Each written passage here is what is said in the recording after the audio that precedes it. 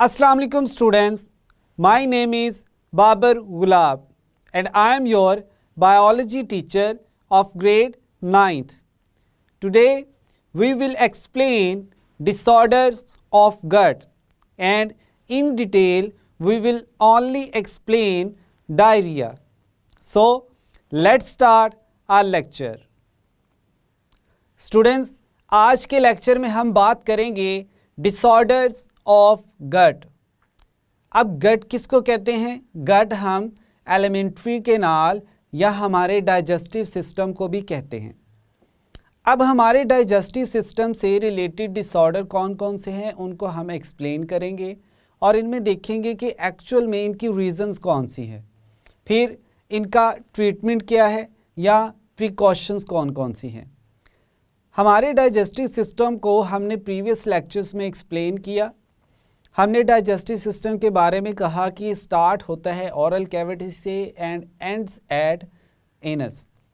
अब इस पूरे डाइजेस्टिव सिस्टम में डिफरेंट जो हैं वो ऑर्गन्स हैं, लाइक ओरल कैविटी है, pharynx, oesophagus, stomach, small intestine, large intestine. अब इस पूरे के पूरे पैसेज में जो फूड है उसकी ब्रेकडाउन होती है जिसको हम कहते हैं डाइजेशन। फिर उसमें से फूड कंपोनेंट्स को डाइजेस्ट करने के बाद एब्जॉर्ब किया जाता है, the process known as absorption. After that ये जो एब्जॉर्ब किए गए न्यूट्रिएंट्स हैं इनसे फर्दर एनर्जी एक्सट्रैक्ट की जाती है या इन्हीं न्यूट्रिएंट्स को फर्दर यूटिलाइज किया जाता है सेल्स के डिफरेंट स्ट्रक्चर्स की फॉर्मेशन के लिए। अब हम ये देखेंगे कि फूड जिस सिस्टम में डाइजेस्ट हो रहा है इसके डिफरेंट पार्ट्स में जो एबनॉर्मेलिटीज़ हैं या डिसऑर्डर्स हैं वो कौन कौन से हैं। सबसे पहले हम बात करते हैं डायरिया की।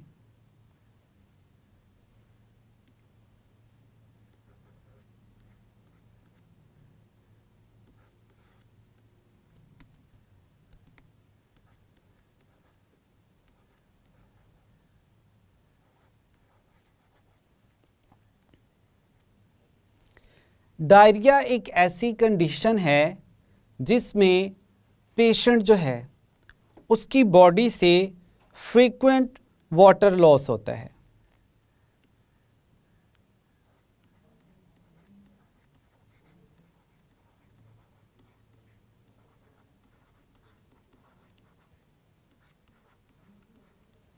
अब ये जो वाटर लॉस है ज़्यादातर बॉडी से होता है, ये किस फॉर्म में होता है? हमने जब बात की थी लार्ज इंटेस्टाइन की, लार्ज इंटेस्टाइन वाले पोर्शन में हमने कहा था कि यहाँ पर मैक्सिमम वाटर की एब्जॉर्प्शन होती है।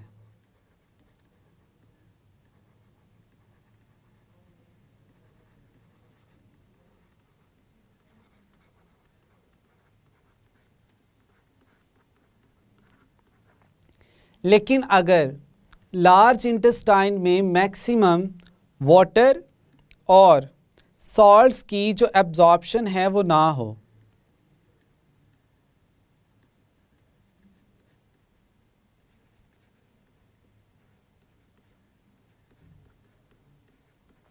तो इसके रिज़ल्ट में क्या होता है कि जो फीकल मटेरियल होता है वो ज़्यादातर हम कह सकते हैं डाइल्यूटेड होता है और इसी फॉर्म में जो बॉडी है वो उसको रिलीज़ कर देती है। यानी फूड जो है उसमें से वाटर और सॉल्ट्स की या मिनरल्स की जो एब्जॉर्प्शन है वो नहीं होती, तो हम कहते हैं फ्रीक्वेंट जो वाटर है वो बॉडी से रिमूव हो जाता है। अब हमारी बॉडी को तो वाटर की ज़रूरत है। वाटर की ज़रूरत क्यों है? क्योंकि हमने कहा था वाटर जो है वो सेल का मेजर पोर्शन बनाता है जिसको हमने नाम दिया था साइटोप्लाज्म का। इसके अलावा जो वाटर है इसमें डिफरेंट सब्सटेंसेस को डिज़ोल्व करके डिफ्यूजन के प्रोसेस के थ्रू ट्रांसपोर्ट भी किया जाता है। तो वाटर जो है वो यूनिवर्सल सॉल्वेंट भी है। अब फर्स्ट रीज़न तो हमने कहा कि फ्रीक्वेंट वाटर लॉस है डायरिया वाली कंडीशन में। अब इसके साथ साथ जो पेशेंट है उसमें कुछ और भी सिम्टम्स अपीयर होते हैं जिसको हम कहते हैं लूज बाउल मूवमेंट।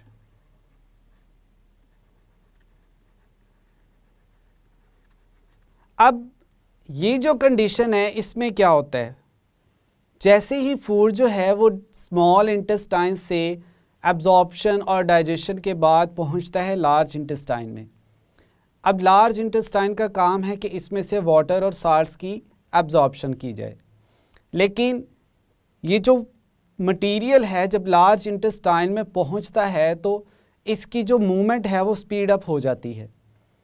अब इस पे से वाटर और साल्ट्स एब्जॉर्ब किए बगैर ही इसको बॉडी से रिमूव कर दिया जाता है, जिसको हम कहते हैं लूज बाउल मूवमेंट, या जिसको हम मोस्टली कहते हैं लूज मोशंस। अब ये भी एक रीज़न है, या कह लें कि हम सिम्टम है किसकी, डायरिया की। सबसे पहली इसकी जो रीज़न है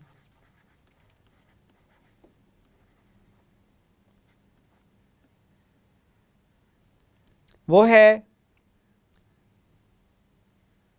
इम्प्योर वाटर।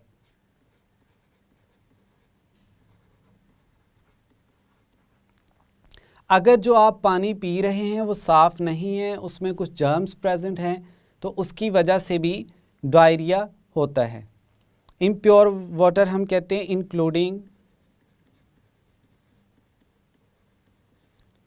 जर्म्स, यानी जिसमें बैक्टीरिया प्रेजेंट हो। नेक्स्ट हम देखते हैं कि डायरिया जो है वो वायरसेस की वजह से भी होता है, यानी अगर जो वायरस हैं वो बॉडी में एंटर हो गए हैं थ्रू आर फूड, यानी फूड में प्रेजेंट थे, या जर्म्स प्रेजेंट थे जिनको हम बैक्टीरिया भी कहते हैं, तो उसकी वजह से जो कंडीशन होती है वो क्या है, डायरिया है। अब ये वायरसेस और जो बैक्टीरिया हैं ये किस पोर्शन में जाके अपना इफ़ेक्ट शो करते हैं, हम कहते हैं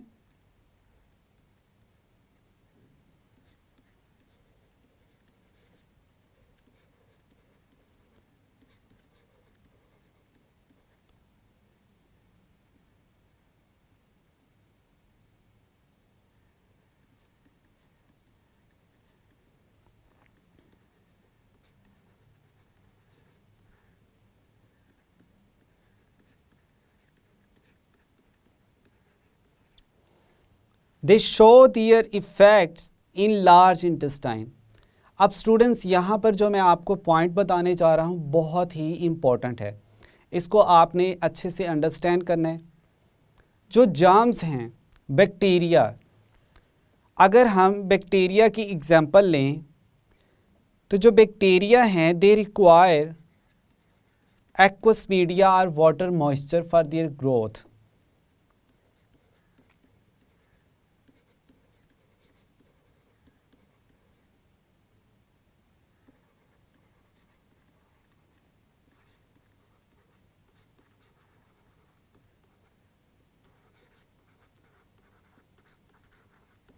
बैक्टीरिया जो हैं हम कहते हैं कि उन्हें क्या चाहिए ग्रोथ के लिए, वाटर चाहिए।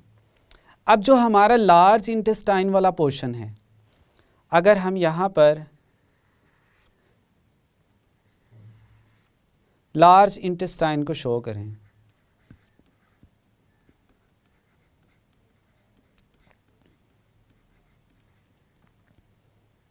और यहाँ पर कुछ बैक्टीरिया बना लेते हैं,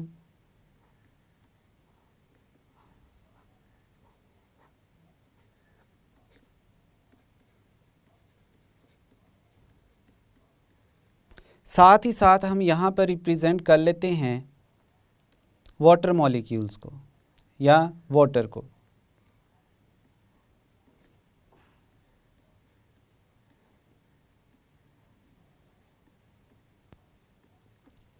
अब हमारी जो लार्ज इंटेस्टाइन है इसने क्या करना होता है कि इसने वाटर जो है उसको एब्जॉर्ब करना होता है, लेकिन मोस्टली क्या होता है कि ये जो बैक्टीरिया हैं इनके इफ़ेक्ट की वजह से जो वाटर है वो लार्ज इंटेस्टाइन से एब्जॉर्ब नहीं हो पाता।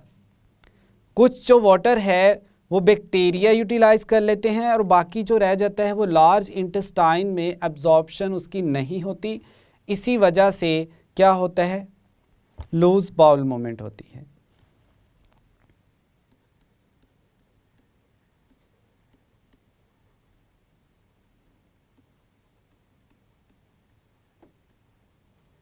इसके अलावा हम कहते हैं कि जो बैक्टीरिया हैं दे आल्सो रिलीज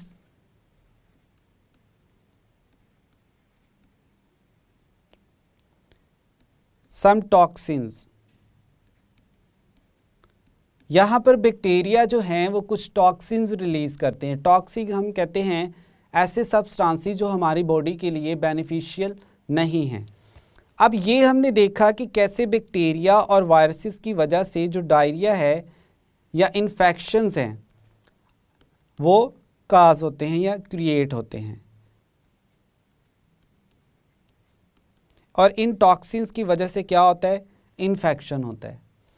अब हम नेक्स्ट देखते हैं कि इसको क्योर कैसे किया जा सकता है या इसका ट्रीटमेंट क्या है डायरिया का।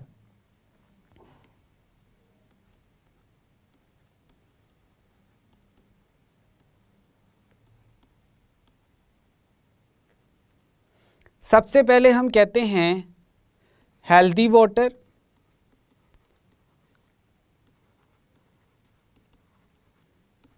इनटेक, यानी आप साफ़ पानी जो है उसको पिए। और इसका सबसे बेहतर हल ये है कि आप पानी को लें, उसको बॉयल करें और फिर उसको बाद में ठंडा करके यानी नॉर्मल टेम्परेचर जब उसका हो जाए तो उसको फिर यूटिलाइज़ करें। हीट जो है वो जर्म्स को किल कर देती है।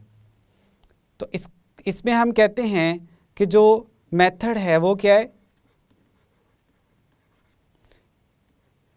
बॉयलिंग, यानी बॉयलिंग के ज़रिए जो आप वाटर है उसको प्यूरिफाई कर सकते हो। ये तो था इसका बेस्ट जो प्रिकॉशनरी मेजर है। दूसरा हम कहते हैं कि आप वाटर में जो साल्ट्स और मिनरल्स हैं उनको ऐड कर लें और फिर उस वाटर को यूटिलाइज़ करें, तो आपकी बॉडी में जब साल्ट्स और वाटर अवेलेबल होगा तो डायरिया लाइक कंडीशन से बचा जा सकता है।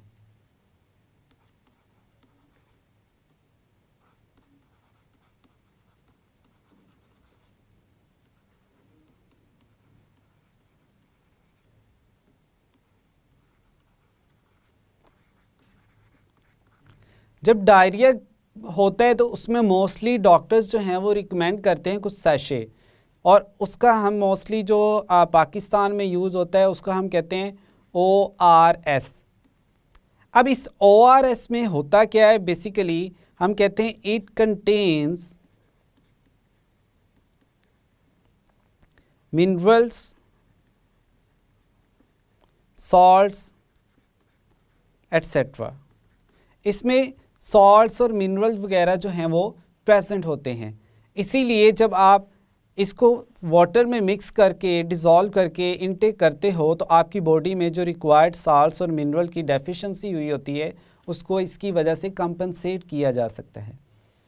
नेक्स्ट हम देखते हैं कि जो डायरिया है इसमें सीवियर कंडीशंस भी हो सकती हैं पेशेंट की, या फिर जो पेशेंट है वो नॉर्मली रिकवर भी कर सकता है। अब हम देखते हैं डायरिया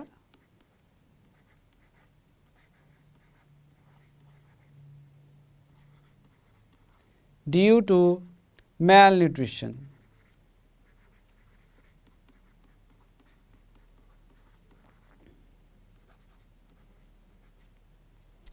स्टूडेंट्स, हमने मेल न्यूट्रिशन के बारे में कहा था कि जो पर्सन्स जिनमें फूड जो है या फूड कंपोनेंट्स की इनटेक जो है वो या तो बहुत ज़्यादा हो या बहुत ही कम हो जाए, तो ये दोनों कंडीशंस जो हैं ये ह्यूमंस के लिए बेनिफिशियल नहीं हैं, हार्मफुल हैं। अब ऐसे पेशेंट जिनमें जो कि मेल न्यूट्रिशनिस्ट हैं यानी उनमें न्यूट्रिएंट्स की कमी है, तो अब उनमें जो डायरिया है वो क्या होगा, सीवियर होगा।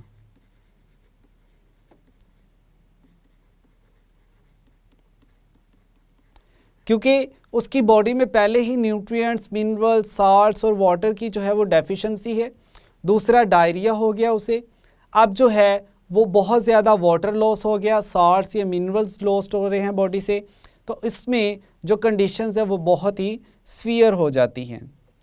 नेक्स्ट हम कहते हैं कि वो पर्सन्स जो जिनमें मेल न्यूट्रिशन का फिनोमिना जो है वो नहीं है, यानी उनकी बॉडी में जो न्यूट्रिएंट्स हैं वो प्रॉपर अमाउंट में प्रेजेंट हैं, तो उनके लिए जो बेस्ट रिकमेंडेशन है वो यही है कि वो हेल्दी वाटर जो है वो इनटेक करें, उसकी ड्रिंकिंग करें।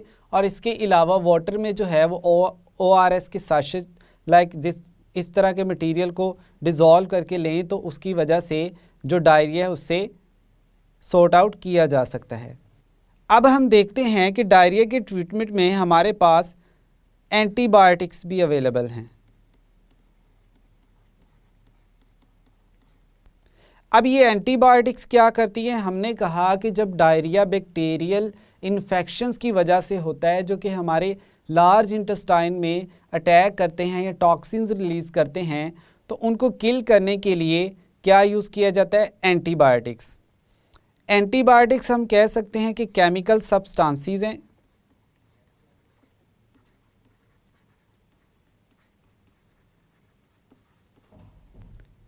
और ये सब्सटेंसेस क्या करते हैं?